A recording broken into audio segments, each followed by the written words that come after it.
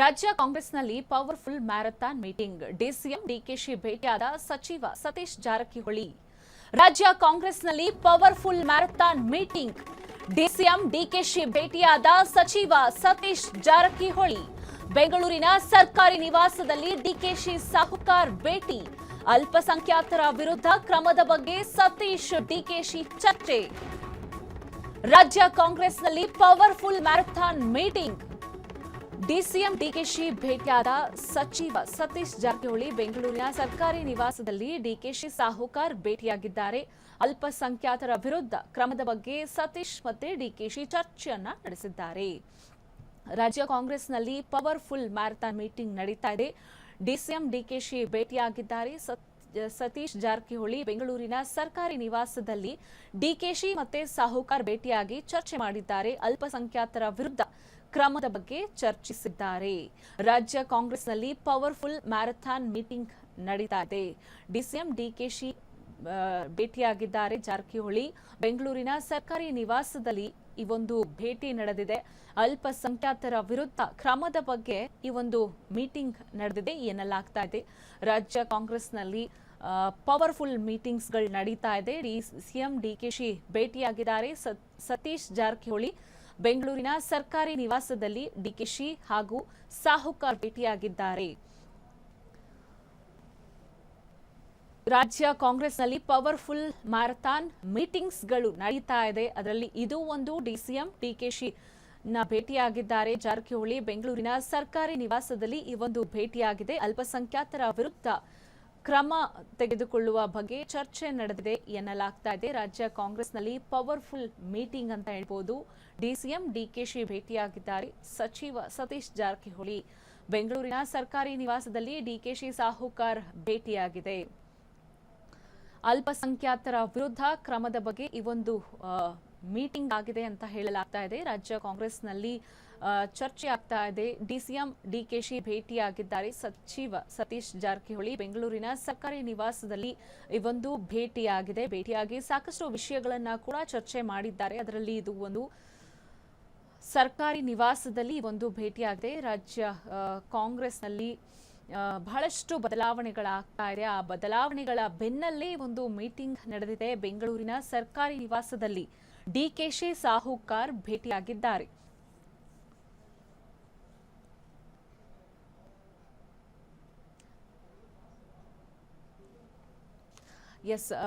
ರಾಜ್ಯ ಕಾಂಗ್ರೆಸ್ನಲ್ಲಿ ಬಹಳಷ್ಟು ಬದಲಾವಣೆಗಳು ನಡೀತಾ ಇದೆ. ಮೀಟಿಂಗ್ಸ್ಗಳು ನಡೀತಾ ಇದೆ. ಸಾಕಷ್ಟು ಜನರು ಅಸಮಾಧಾನವನ್ನ ವ್ಯಕ್ತಪಡಿಸ್ತಾ ಇದ್ದಾರೆ. ಇತ್ತ ಕೆಎನ್ ರಾಜಣ್ಣ ಕೂಡ ಮಾತನಾಡಿ ಅಸಮಾಧಾನವನ್ನ ವ್ಯಕ್ತಪಡಿಸಿದ್ರು. ಮಾಗಡಿ ಬಾಲಕೃಷ್ಣ ಕೂಡ ಸತೀಶ್ ಜಾರಕಿಹೊಳಿ ನಿವಾಸದಲ್ಲಿ ಒಂದು ಮೀಟಿಂಗ್ ಅನ್ನ ಮಾಡಿದ್ರು. ಅದಾದ ನಂತರದಲ್ಲಿ ಸಚಿವ ಸತೀಶ್ ಜಾರಕಿಹೊಳಿ ಹಾಗೂ ಡಿಕೆಶಿ ಮೀಟಿಂಗ್ ಕೂಡ ನಡೆದಿದೆ. ಅಲ್ಪಸಂಖ್ಯಾತರ ವಿರುದ್ಧ ಕ್ರಮದ ಬಗ್ಗೆ ಈ ಒಂದು ಮೀಟಿಂಗ್ ನಡೆದಿದೆ ಎನ್ನಲಾಗ್ತಾ ಇದೆ. ರಾಜ್ಯ ಕಾಂಗ್ರೆಸ್ನಲ್ಲಿ ಪವರ್ಫುಲ್ ಮೀಟಿಂಗ್ಸ್ ನಡೀತಾ ಇದೆ. ಸಾಕಷ್ಟು ಶಾಸಕರು ದೆಹಲಿಗೆ ಭೇಟಿಯನ್ನ ನೀಡ್ತಾ ಇದ್ದಾರೆ. ಇತ್ತ ಸಿಎಂ ಬದಲಾವಣೆ ಆಗುತ್ತೆ ಅನ್ನೋ ಚರ್ಚೆ ಕೂಡ ಭಾರಿ ಜೋರಾಗಿ ನಡೀತಾ ಇದೆ. ಈ ಒಂದು ಸಂದರ್ಭದಲ್ಲೇ ಈ ಒಂದು ಭೇಟಿಯಾಗಿದ್ದಾರೆ. ಮೀಟಿಂಗ್ಸ್ಗಳು ನಡೀತಾ ಇದೆ. ಜಮೀರ್ ಬಗ್ಗೆ ಕೂಡ ಮಾತನಾಡಿದ್ದಾರೆ. ಜಮೀರ್ ಭಾವನಾತ್ಮಕವಾಗಿ ಮಾತನಾಡಿದ್ದಾರೆ. ತಪ್ಪೇನಿಲ್ಲ ಅಂತ ಮಾಗಡಿ ಶಾಸಕ ಹೇಳಿದ್ದಾರೆ. ಇದಕ್ಕೆ ಇವರು ಪಕ್ಷಕ್ಕೆ ಹಾನಿಯಾಗುವಂತಹ ಕೆಲಸವನ್ನ ನಾವ್ಯಾರೂ ಮಾಡೋದಿಲ್ಲ ಅಂತ ಕೂಡ ಹೇಳಿದ್ದಾರೆ. ಇದ್ರ ಬಗ್ಗೆ ಹೆಚ್ಚಿನ ಮಾಹಿತಿಯನ್ನ ತಿಳಿಸ್ಕೊಡೋದಕ್ಕೆ ನಮ್ಮ ಪ್ರತಿನಿಧಿ ಮಾರುತಿ ಇದ್ದಾರೆ. ಮಾರುತಿ, ರಾಜ್ಯ ರಾಜಕಾರಣದಲ್ಲಿ ಸಾಕಷ್ಟು ಸಂಚಲನ ಮೂಡ್ತಾ ಇದೆ. ಸಾಕಷ್ಟು ಮೀಟಿಂಗ್ಸ್ ಗಳು ನಡೀತಾ ಇದೆ, ಭೇಟಿ ಆಗ್ತಾ ಇದೆ. ಸಾಕಷ್ಟು ಜನ ಶಾಸಕರುಗಳು ದೆಹಲಿಗೆ ಹೋಗಿದ್ದಾರೆ. ಸಚಿವರುಗಳು ಅಸಮಾಧಾನವನ್ನ ವ್ಯಕ್ತಪಡಿಸ್ತಾ ಇದ್ದಾರೆ. ಮಾಜಿ ಸಚಿವರು ಕೂಡ ಇತ್ತ ಮಾತನಾಡ್ತಾ ಇದ್ದಾರೆ. ಏನ್ ನಡೀತಾ ಇದೆ ರಾಜ್ಯ ರಾಜಕಾರಣದಲ್ಲಿ ಕಾಂಗ್ರೆಸ್ನಲ್ಲಿ?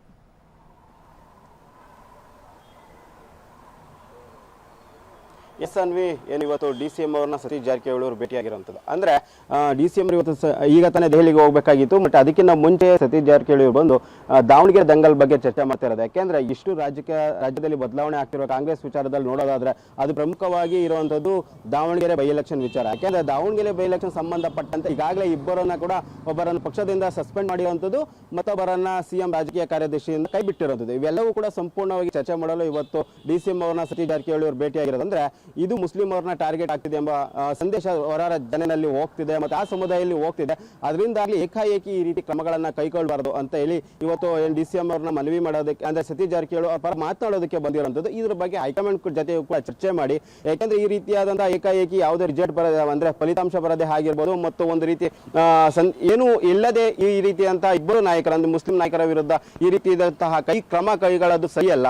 ಅದ್ರ ಬಗ್ಗೆ ಕೂಡ ಹೈಕಮಾಂಡ್ ಬಗ್ಗೆ ಚರ್ಚೆ ಮಾಡಿ ಎಂಬ ಬಗ್ಗೆ ಮಾತನಾಡೋದಕ್ಕೆ ಇವತ್ತು ಬಂದಿರುವಂತದ್ದು. ಅದೇ ರೀತಿಯಾದಂತೆ ಜಮೀರ್ ವಿರುದ್ಧವೂ ಕೂಡ ಸಚಿವ ಸ್ಥಾನದಿಂದ ಕೆಳಗಿಳಿಸುವ ಕೆಲಸಗಳು ಕೂಡ ನಡೆಯುತ್ತವೆ, ಅದು ಕೂಡ ಸರಿಯಲ್ಲ. ಈಗಾಗಲೇ ಇಬ್ಬರು ನಾಯಕರನ್ನ ಏನು ಕೈ ಬಿಟ್ಟಿರೋದ್ರಿಂದಾನೇ ಮುಸ್ಲಿಂ ನಾಯಕರು ಆಕ್ರೋಶಗೊಂಡಿದ್ದಾರೆ. ಕೇವಲ ಓಟ್ ಹಾಕಕ್ಕೆ ಮಾತ್ರ ನಾವು ಕಾಂಗ್ರೆಸ್ಗೆ ಬೇಕಾ, ಈ ರೀತಿಯಾದ ಸಂದರ್ಭದಲ್ಲಿ ನಮ್ಮನ್ನ ಪಕ್ಷದಿಂದ ಕೈ ಬಿಡ್ತಾರೆ ಎಂಬ ಪ್ರಶ್ನೆಯೂ ಕೂಡ ಕಾಣ್ತಾ ಇರೋದು. ಅದರಿಂದಾಗಿ ಇವತ್ತಿನ ಏನು ಮೀಟಿಂಗ್ ಸಾಕಷ್ಟು ಮಹತ್ವವನ್ನು ಪಡ್ಕೊಂಡಿರೋದು. ಇವತ್ತು CM ಸಿದ್ದರಾಮಯ್ಯ ಮತ್ತು ಅದೇ ರೀತಿ DKಶಿ ಅವರು ನೇರವಾಗಿ ದೆಹಲಿಗೆ ತೆರಳುತ್ತಿರೋದು. ಅಲ್ಲೂ ಕೂಡ ಹೈಕಮಾಂಡ್ ನಾಯಕರನ್ನ ಭೇಟಿ ಆಗ್ತಾರೆ. ಸಾಕಷ್ಟು ವಿಚಾರಗಳು ಹೈಕಮಾಂಡ್ ನಾಯಕರ ಜೊತೆ ಚರ್ಚೆ ಆಗ್ತದೆ. ಪ್ರಮುಖವಾಗಿ ದಾವಣಗೆರೆ ಬೈ ಎಲೆಕ್ಷನ್ ಸಂದರ್ಭದಲ್ಲಿ ಏನ್ ನಡೆದಿದೆ ಎಂಬ ಬಗ್ಗೆ ಕೂಡ ವರದಿಯನ್ನ ಸಲ್ಲಿಕೆ ಮಾಡುವಂಥದ್ದು. ಈಗಾಗಲೇ ಜಮೀರ್ ಅವರು CM ಸಿದ್ದರಾಮಯ್ಯರನ್ನ ಭೇಟಿಯಾಗಿ ವರದಿಯನ್ನ ಕೊಟ್ಟಿರುವಂತಂದ್ರೆ ಇದರಲ್ಲಿ ನನ್ನದೇ ಯಾವುದೇ ರೀತಿಯ ತಪ್ಪಿಲ್ಲ, ನಾನು ಏನು ಹೈಕಮಾಂಡ್ ಹೇಳಿದಂತೆ ಕೇರಳದಲ್ಲಿ ಪ್ರಚಾರ ಮಾಡಿದ್ದೇನೆ, ನಂತರ ನೀವು ಸೂಚನೆ ಮೇರೆಗೆ ಬಂದು ನಾನು ದಾವಣಗೆರೆಯಲ್ಲೂ ಕೂಡ ಪ್ರೆಸ್ ಮೀಟ್ ಅನ್ನ ಮಾಡಿದ್ದೀನಿ, ಇದರಲ್ಲಿ ನನ್ನ ಪಾತ್ರ ಇಲ್ಲ ಅಂತ ಕೂಡ ವರದಿಯನ್ನ ಕೊಟ್ಟಿರೋದು. ಇದಕ್ಕೆ ಸಂಬಂಧಪಟ್ಟಂತೆ ಕೂಡ ಹೈಕಮಾಂಡ್ ನಾಯಕರನ್ನ ಭೇಟಿಯಾಗಿ ಅಂದ್ರೆ ಸುರ್ಜೇವಾಲಾ ಆಗಿರ್ಬೋದು, ವೇಣುಗೋಪಾಲ್ ಆಗಿರ್ಬೋದು ಮತ್ತು ರಾಹುಲ್ ಗಾಂಧಿ ಅವರನ್ನ ಭೇಟಿಯಾಗಿ ಈ ವಿಚಾರವಾಗಿ ಚರ್ಚೆ ಮಾಡುವ ಸಾಧ್ಯತೆ ಇರುವಂತದ್ದು. ಇನ್ನೊಂದು ಕಡೆ ಸಿದ್ದರಾಮಯ್ಯ ವಿರುದ್ಧ ರಾಜಣ್ಣ ಅವರು ಒಂದು ರೀತಿಯಾದಂತಹ ಆಕ್ರೋಶವನ್ನ ವ್ಯಕ್ತಪಡಿಸಿರೋದು. ಅಂದ್ರೆ ಹಿಂದೆ ನನ್ನ ವಿಚಾರದಲ್ಲಿ ಆ ಕ್ರಮ ಆದಾಗೂ ಕೂಡ ಸಿದ್ದರಾಮಯ್ಯ ಯಾವುದೇ ರೀತಿಯಿಂದ ಮಾತಾಡಲಿಲ್ಲ. ಅದೇ ರೀತಿ ಈಗಾಗಲೇ ಜಬ್ಬಾರ್ ಆಗಿರ್ಬೋದು ಮತ್ತೆ ನಜೀರ್ ಆಗಿರ್ಬೋದು ಮತ್ತೆ ಅದೇ ರೀತಿ ಏನು ಜಮೀರ್ ವಿರುದ್ಧವೂ ಕೂಡ ಈ ರೀತಿಯಾದ ಟಾರ್ಗೆಟ್ ಹೇಳ್ತಿದೆ. ಅದೇ ಸಂದರ್ಭದಲ್ಲೂ ಕೂಡ ಯಾಕೆ ಸಿದ್ದರಾಮಯ್ಯ ಅವರು ಮಾತಾಡ್ತಾ ಇಲ್ವೋ ಅದ್ರ ಬಗ್ಗೆ ನನಗೆ ಗೊತ್ತಿಲ್ಲ. ಬಟ್ ಈ ರೀತಿ ಆದಾಗ ಸಿದ್ದರಾಮಯ್ಯ ಅವರು ಮಾತನಾಡಬೇಕಾಗಿತ್ತು ಅಂತ ಒಂದು ಪ್ರಶ್ನೆಯನ್ನು ಮುಂದಿಟ್ಟಿರುವಂತದ್ದು ಅನ್ವಿ. ಧನ್ಯವಾದಗಳು ತಮ್ಮೆಲ್ಲ ಮಾಹಿತಿಗೆ. ಕಾಂಗ್ರೆಸ್ ವಲಯದಲ್ಲಿ ಸಾಕಷ್ಟು ಬದಲಾವಣೆಗಳಾಗ್ತಾ ಇದೆ. ಹಾಲಿ ಶಾಸಕರು, ಮಾಜಿ ಶಾಸಕರು, ಮಾಜಿ ಸಚಿವರು ಹೀಗೆ ಹಲವಾರು ರೀತಿಯ ಅಭಿಪ್ರಾಯಗಳನ್ನ ಹೊರಹಾಕ್ತಾ ಇದ್ದಾರೆ.